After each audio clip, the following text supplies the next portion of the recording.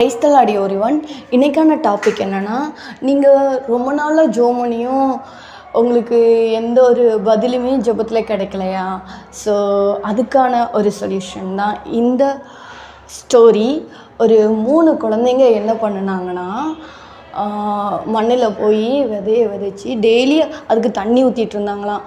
ஒரு குழந்தை என்ன பண்ணுச்சுன்னா, டெய்லி தண்ணி ஊற்றிட்டே இருக்க சொல்ல டெய்லி நோட் பண்ணிச்சான், இதுலேருந்து செடி வருமா வராதா அந்த விதையிலேருந்து அப்படின்னு பார்த்துட்டே இருந்தது. ஆனால் எதுவுமே வரலையாம். அதனால் அது அந்த குழந்தை என்ன பண்ணிட்டுனா, அதை கண்டினியூவாக தண்ணி ஊற்றாமல் அப்படியே விட்டுட்டு, இன்னொரு குழந்தை என்ன பண்ணுச்சுன்னா, அது கொஞ்ச நாள் கழித்து செடி வந்துட்டா. ஸோ அதனால் அது செடி வந்தது மரமாக வரும் அப்படின்னு சொல்லி எதிர்பார்த்துக்கிட்டே டெய்லி தண்ணி ஊற்றிக்கிட்டே இருந்தது. ஆனால் எதுவுமே மரமாக வரலை.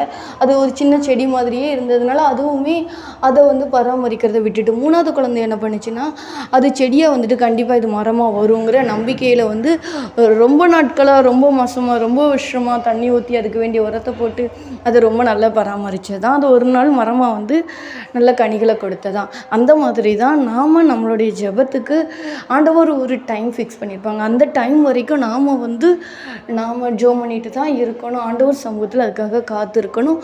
ஆண்டவர் ஒரு டைம் வச்சுருக்காங்க. அந்த டைம் வர சொல்ல கண்டிப்பாக ஆண்டவர் நம்மளுடைய ஜெபத்திற்கு ஒரு பெரிய பலனை பெரிய நன்மைகளை கொடுப்பாங்க.